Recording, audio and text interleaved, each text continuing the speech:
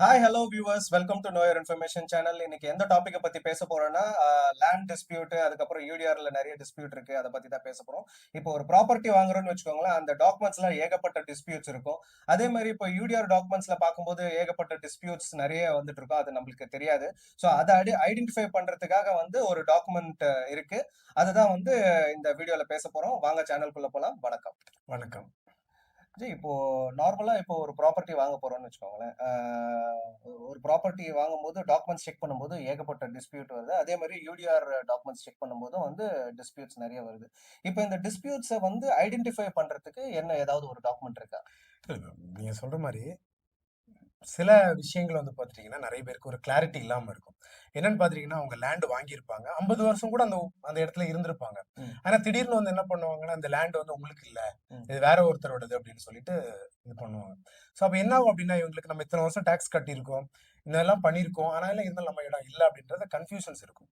அதே மாதிரி யூடிஆரை பொறுத்த அளவுக்கு நமக்கு ஏற்கனவே நிறைய டிஸ்பியூட் மக்களும் வந்து நம்மகிட்ட ரைஸ் பண்ணிட்டு இருக்கிறாங்க. எங்களுடைய லேண்ட் வந்து யூடிஆருக்கு முன்னாடி எங்க பேர்ல இருந்துச்சு, இப்ப அதை வந்து கோயில் நிலம்னு மாத்திருக்காங்க, வேற ஒருத்தருக்கு பட்டா போட்டு கொடுத்துருக்காங்க அப்படின்னு. ஆனா இது எல்லாத்தையுமே வந்து சரி பண்றதுக்கு நமக்கு தெரிஞ்சுக்கிறதுக்கு வந்துட்டு ஆர்எஸ்ஆர் அப்படின்ற மாதிரி ஒரு ரெஜிஸ்டர் இருக்கு. அதாவது ரீசர்வே ரெஜிஸ்டர் அப்படின்னு சொல்லுவாங்க. இது வந்து பாத்தீங்கன்னா 1910 1920களில் வந்து உருவாக்கப்பட்டது. அதாவது ப்ரீ இண்டிபெண்டன்ட் அந்த பீரியட்ல தான் உருவாக்குனாங்க. இதைதான் என்ன சொல்லுவாங்கன்னா ஆதி ஆவணம் அப்படின்னு சொல்லுவாங்க. இது ஒரு பெர்மனன்ட் டாக்குமெண்டாகவும் பார்க்கப்படுறது. இதை என்ன சொல்லுவாங்க அப்படின்னு பாத்துட்டீங்கன்னா ஏ ரெஜிஸ்டர் அப்படின்னு சொல்லலாம். பதிவேடு நம்ம அடிக்கடி சொல்லிட்டு இருக்கோம். இந்த பதிவேடுக்கு ஒரு முன்னோடியா இருக்கக்கூடியது வந்துட்டு இந்த ஆர்எஸ்ஆர் ரெஜிஸ்டர் அப்படின்னு சொல்லுவாங்க. இதுல நீங்க பாத்துட்டீங்க அப்படின்னா இதுல வந்து கரெக்டா இருக்கும் அது என்ன லேண்ட் அப்படின்றத அவங்க வந்து எனக்கு ஏற்கனவே பழைய லேண்ட் டீட்டெயில்ஸ் எல்லாத்தையுமே அந்த காலகட்டங்கள் 1910 20 இந்த 30 காலகட்டங்களுக்குள்ளாடி என்ன பண்ணிருக்காங்க, ரீசர்வே பண்ணி அதுக்கு ஒரு சர்வே நம்பர் கொடுத்து இதை வந்து கிளாசிபிகேஷன் பண்ணி வச்சிருக்காங்க. ஓகே. ஸோ உங்களுக்கு ஏதாவது லேண்ட்ல ஏதாவது டிஸ்பியூட் இருக்குங்கிற பட்சத்துல நீங்க வந்து அந்த டாக்குமெண்ட்டை எடுத்து வெரிஃபை பண்ணுனா உங்களுக்கு தெரிஞ்சு போயிடும் இது யாரு உண்மையான ஓனரா இருப்பாங்க அப்படின்றது. இந்த மாதிரிப்பட்ட காலகட்டங்களுக்கு இஷ்யூஸ் வருது, ஏதோ ஒரு பிரச்சனை இருக்கு அப்படின்ற பட்சத்துல நம்ம யூடிஆருக்கு முந்தைய ஸ்கீமா இருக்கிற காலகட்டங்களா இருக்கும் இல்லையா, அதனால அந்த டாக்குமெண்ட் அவங்க பயன்படுத்தினா அது பயனுள்ளதா இருக்கும். ஓகே. நீங்க இப்போ ஆர்எஸ்ஆர் டாக்குமெண்ட்ஸ்னு சொன்னீங்க. இப்போ ஆர்எஸ்ஆர் டாக்குமெண்ட்னா என்னன்னு பல பேருக்கு தெரியாது, அதை பத்தி கொஞ்சம் சொல்லுங்க. ஆர்எஸ்ஆர் டாக்குமெண்ட் அப்படின்னா நம்ம லேண்ட் எல்லாத்தையுமே வந்துட்டு முன்னாடி ஒவ்வொரு விதமா இருந்திருக்கும். அதை வந்து ஸ்ட்ரக்சர் பண்ணணும் அப்படின்றதுக்காக ஒரு சர்வே பண்ணினாங்க. சர்வே பண்ணி அதை ஒரு ரெக்கார்டா மெயின்டைன் பண்ண ஆரம்பிச்சாங்க. அதுக்கு பிறகு தான் ஆர்எஸ்ஆர் ரெஜிஸ்டர். இது வந்து பாத்துட்டீங்கன்னா எல்லா தாலுகா ஆபீஸ்லயும் இருக்கணும், அது இருக்கா அப்படின்றது தெரியாது. ஆனா ஒவ்வொரு மாவட்டத்துல வந்து ஆவண காப்பகம் அப்படின்றது இருக்கும், டாக்குமெண்டேஷன் டிபார்ட்மெண்ட் தனியா இருக்கும். அதே மாதிரி வந்து மாநிலத்திலயும் வந்து மாநில ஆவண காப்பகம் அப்படின்றது இருக்கும். அங்க வந்து இந்த ரெஜிஸ்டர்ஸ் வந்து மெயின்டைன் பண்ணுவாங்க. ஓகே. சோ இந்த ஆர்எஸ்ஆர் டாக்குமெண்ட்ஸ்ல வந்து என்னென்ன டீடைல்ஸ் இருக்கும் அதுல? இதுல வந்து பாத்தீங்கன்னா பழைய சர்வே நம்பரும் கொடுத்திருப்பாங்க, அதுக்கப்புறம் அவங்க ரீசர்வே பண்ணும்போது ஒரு நம்பர் கொடுத்திருப்பாங்க இல்லையா, அந்த ரீசர்வே நம்பரும் வந்து அதுல இருக்கும். அதுக்கப்புறம் பாத்தீங்கன்னா அதனுடைய நிலத்துடைய வகைப்பாடு, அது ட்ரை லேண்டா, வெட்லேண்டா, அப்படி இல்லைன்னா வந்து நத்தமா, புறம்போக்கா, கோவில் நிலமா, அப்படி இல்லைன்னு வந்து நஞ்சையா புஞ்சையா வாட் எவர் மேபி அந்த லேண்டோடைய கிளாசிபிகேஷன் அவங்க கொடுத்திருப்பாங்க. லேண்டோடைய அளவுகளை வந்து கொடுத்திருப்பாங்க, ஏக்கர்ல கொடுப்பாங்க. இப்ப வந்து ஸ்கொயர் மீட்டர் இல்லைன்னா அந்த மாதிரிப்பட்ட இதுல ஸ்கொயர் ஃபீட் அந்த மாதிரி கொடுக்குற மாதிரி நில அளவுகளை வந்து அவங்க வந்துட்டு அப்போ வந்து ஏக்கர்ல அப்படி இந்த கணக்குல வந்து கொடுத்திருந்தாங்க.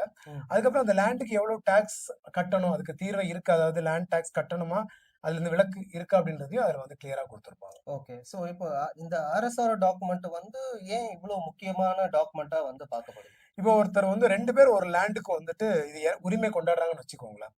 அப்ப இதுல யார் உண்மையான ஓனர் அப்படின்றது நமக்கு இப்போ கோர்ட்டுக்குமே வந்து ப்ரூவ் பண்ணணும். ஏன்னா கவர்மெண்ட் ஆஃபீஸ்ல ஈவன் அவங்க வந்து டிஆர்ஓ கிட்ட கம்ப்ளைண்ட் பண்றாங்க, இல்லைன்னா ஆர்டிஓ கிட்ட கம்ப்ளைண்ட் பண்றாங்க, ரெவன்யூ டிவிஷனல் ஆஃபீஸர் கிட்ட கம்ப்ளைண்ட் பண்றாங்க அப்படின்னாலும் அவங்க வெரிஃபை பண்றதுக்கு இது ஒரு முக்கியமான ஒரு ஆவணமா பார்க்கப்படுது. ஏன் அப்படின்னு பாத்துட்டீங்கன்னா, இப்போ ஒரு காலகட்டங்கள்ல யாராவது ஒரு போலி பத்திரம் ஏற்படுத்தி அதை வந்து பட்டா வாங்கியிருப்பாங்க. அதுக்கப்புறம் அதை அவங்க சேல் பண்ணிருக்கலாம். ஒரு 20 வருஷம் 30 வருஷம் இவங்களே அதை பயன்படுத்திட்டு இருப்பாங்க. திடீர்னு வந்துட்டு அந்த லேண்டோட ஓனர் வந்து திடீர்னு வந்து அங்க போய் பார்க்கும்போது அவங்களுக்கே தெரியாம அதோடைய பேரை மாத்திருப்பாங்க. டோட்டலா சேஞ்சஸ் ஆயிருக்கும். அப்போ இது எந்த இடத்துல இது மாத்தப்பட்டுச்சு அப்படின்றது தெரியாம இருக்கும். ஓகேங்களா? அப்ப என்ன அப்படின்னு பாத்தீங்கன்னா, இப்ப அந்த பழைய டாக்குமெண்ட், ஏதாவது ஆதி ஆவணம் சொல்றோம் இல்லையா, அந்த ஆர்எஸ்ஆர் டாக்குமெண்ட் எடுத்து பார்க்கும்போது அதுல வந்து பழைய ஓனர் யாரு அப்படின்றது இருக்கும். ஓகே. ஓகேவா? பழைய அந்த லேண்டோடைய டீட்டெயில்ஸ், கிளாசிஃபிகேஷன் எல்லாமே குடுத்திருப்பாங்க. ஆனா இந்த போலி பத்திரங்கள் தயார் பண்ணும்போது என்ன பண்ணியிருப்பாங்கன்னா, அவங்க ஏதாவது ஒரு அந்த இதுலேருந்து கொஞ்சம் டிஃபரன்ஷியேட் பண்ணி தான் இத ரெடி பண்ணியிருப்பாங்க. ம். அப்ப ஈஸியா வந்து இந்த ஆவணம் ஏற்கனவே தயார் பண்ணியிருக்கக்கூடிய ஆவணம் வந்து, இது போலியான ஆவணம் தான் அப்படின்னு கண்டுபிடிக்கிறதுக்கு வந்து இந்த ஆர் ரிஜிஸ்டர் வந்து ரொம்ப ஓகே. யூஸ்ஃபுல்லா பார்க்கப்படும். ஓகே. 2வது வந்து பார்த்தீங்கன்னா, இந்த லேண்ட் வந்து இது கவர்ன்மெண்ட் லேண்டா? அப்படி இல்லன்னா இது பிரைவேட் லேண்டா? அப்படின்றத பார்க்கிறதுக்கும், அதாவது ம். பட்டா நிலமா அப்படின்னு பார்க்கிறதுக்கு, ம். இந்த ஆர்எஸ்ஆர் ரெஜிஸ்டர் வந்து ரொம்ப ரொம்ப யூஸ்ஃபுல்லா இருக்கும். அதே ஓகே. மாரி இப்போ வந்து ஒரு கோர்ட்ல ஒரு டிஸ்பியூட் போயிட்டு இருக்குன்னு வச்சுக்கோங்களேன். ம். இப்ப 2 பேர் வந்து இது என் இடம், என் இடம் அப்படின்ற மாதிரி அ பிரச்சனைகள் ஓடிட்டு இருக்கிற பட்சத்துல, ம். கோர்ட்டுமே வந்துட்டு இந்த ஆர்எஸ்ஆர் டாக்குமெண்ட்ட ஒரு ப்ரூஃபா அவங்க எடுக்கிறதுக்கு வாய்ப்புகள் இருக்கு. ஓகே. சோ அதனால தான் வந்து இந்த அதனால வந்து இத முக்கியமா ஒரு இதா பார்க்குறாங்க. ஓகே. அதுக்கப்புறம் வந்து பார்த்துட்டீங்கன்னா, நீங்க பத்திரப்பதிவு போறீங்க. ம். பத்திரப்பதிவு போகும்போது அவங்க வந்து அங்க ரிஜிஸ்ட்ராருக்கு வந்து அந்த லேண்ட் மேல ஒரு டவுட் இருக்கு. ம்.